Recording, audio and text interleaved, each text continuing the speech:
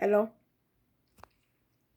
Today we're going to be reacting to Henry's Forest. You bitches are probably gonna see me cry on camera.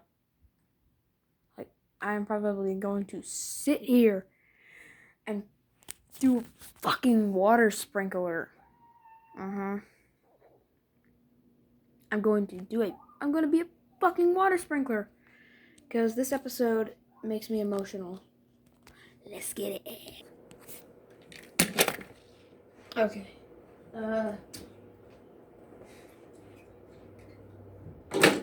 We had to get Thomas up here. Here is the episode, and we gonna watch it. Alright, here we go. Henry the Green Engine has lived on the island of Sodor for many years. He wouldn't want to be anywhere else. He likes every part of it, from the fields filled with flowers to the white sandy beaches. But there is one place that Henry always enjoyed visiting more than any other. His driver knew this too. "Come on, Henry," he would sometimes say. "We've made good time today. We'll stop for a while by the forest." Henry loved it here. The forest was full of broad oaks and tall pines.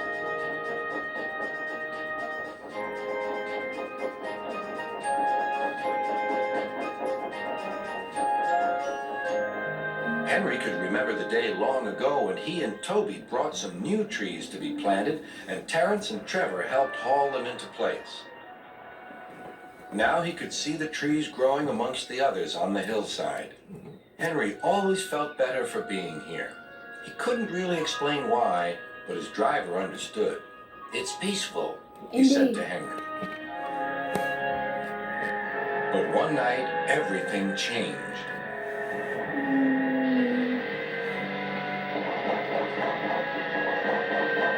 The engines were resting in the shed. "Listen," said Thomas. "Can you hear a strange whistling sound?" "It's the wind blowing outside our shed," replied Toby. "But I've never heard it like this before."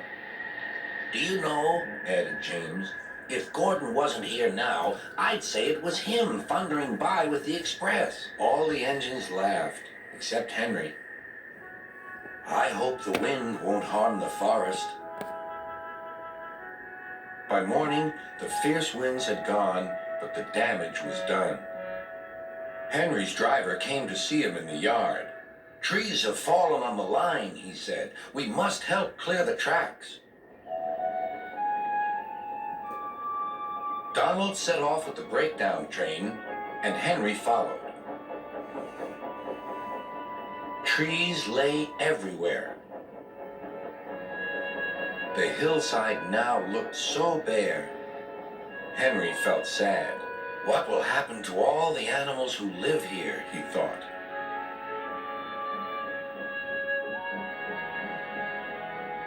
When Henry's flat cars were full of logs, he took them to the timber mill where they would be turned into furniture and other things.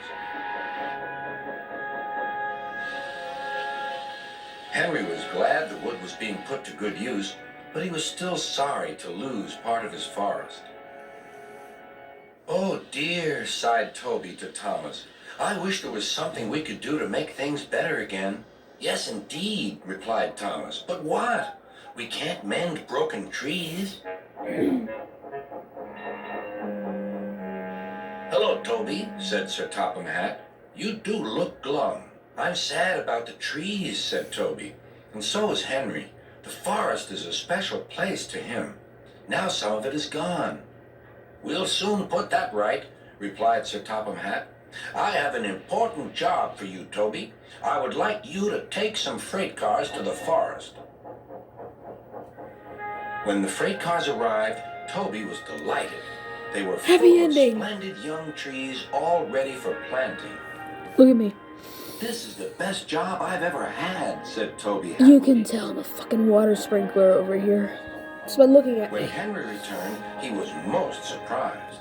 There were Terence and Trevor busily helping the workmen clear the torn stumps and branches. "Look, Henry," called Terence, "we're beginning again. The hillside will look better than ever before. You will see." Now, whenever Henry stops by the forest, he can see the new trees growing strong and tall.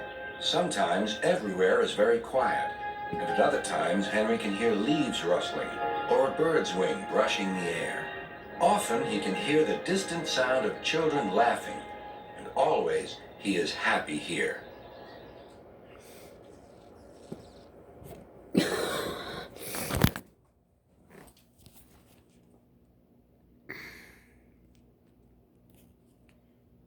That episode gets me every time. I mean, look at this.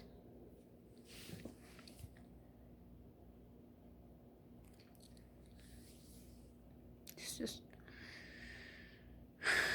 Henry's sad theme. That's this Henry's sad theme and his sad face. It's like the saddest sights you'd ever seen. I'm saying sad too fucking much. But this episode, it makes me emotional as fuck. And I know a lot of you can agree if you've actually watched the episode.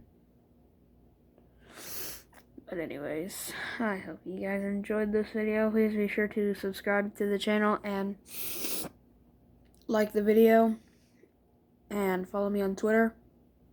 And go on to Twitter and reply to my next tweet and say what you think is the best and saddest episode of Thomas the Tank